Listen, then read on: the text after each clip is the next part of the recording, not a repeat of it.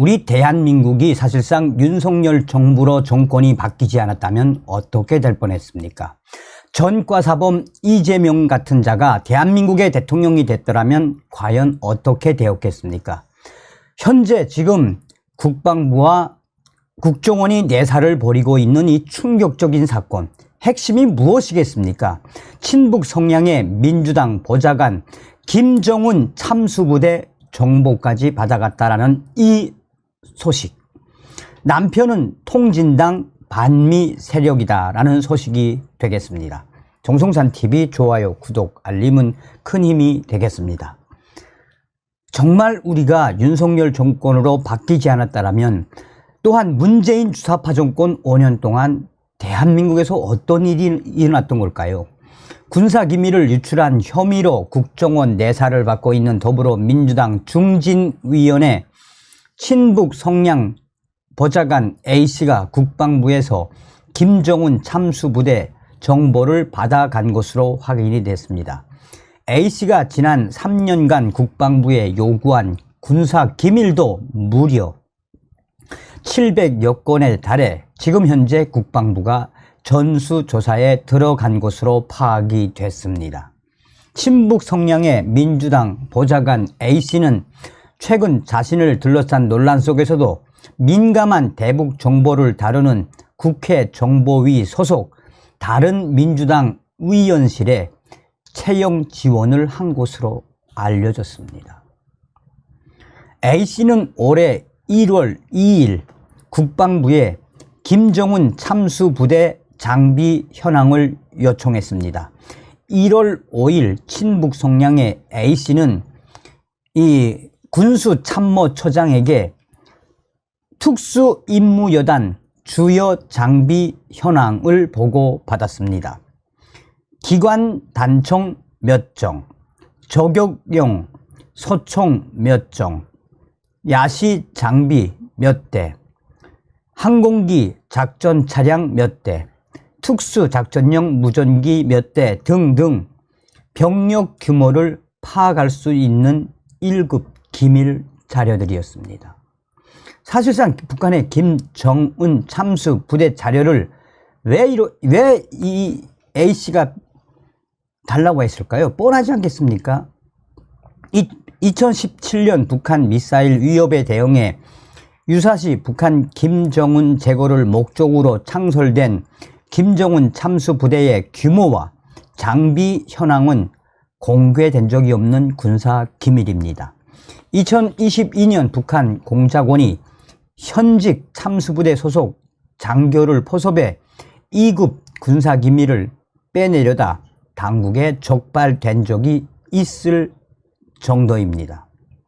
A씨는 참수부대 장비 현황을 본인의 의원에게 보고하지 않았고 국방위 질의 자료로 사용하지도 않았습니다. 위원실에서는 A씨가 이런 자료를 보고받은 사실을 몰랐다라고 발뺌을 하고 있습니다. 운동권 출신으로 대학 때부터 민주노동당 활동을 했던 A씨는 과거 친북 성향 매체 기자로 일하며 초중학생을 비롯해 우리 국민들의 김정은 위원장에 대한 호감도가 급성장했다와 같은 김정은 찬양 글을 다수 쓴 전력이 있는 여자였죠. A씨는 작년 10월 우리 군의 현무 미사일 관련 합참 이 통제실과 미사일 전략 사령부 통신 교신 자료를 비롯해 현무 미사일의 속도, 고도, 사거리 같은 세세한 정보도 군에게 요구한 것으로 전해지고 있습니다. 북파 공작 부대 운영 예산 같은 민감한 기밀 사안도 요구한 것으로 알려져 지금 충격에 휩싸이고 있습니다.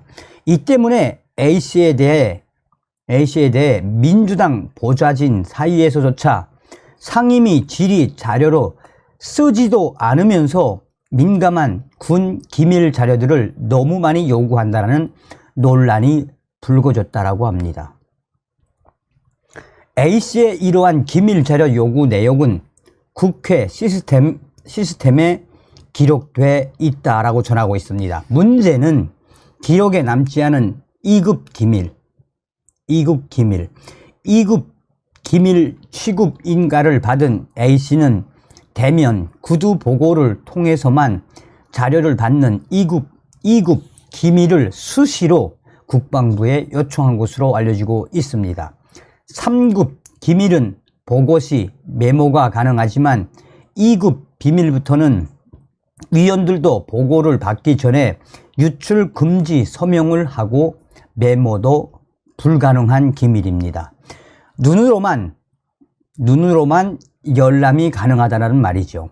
국회 관계자는 친북 성향의 A씨가 대면 보고 과정에서 자료들을 메모하고 사진을 찍으려 해 제지를 받거나 논란이 된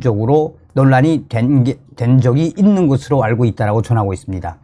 국방부는 A씨가 3년간 국방부에 요청한 민감한 자료가 2급 기밀을 포함해 700여 건이 되는 것으로 파악하고 자료 반출 과정에 위법이 없었는지 최근 자체 조사에 들어갔습니다.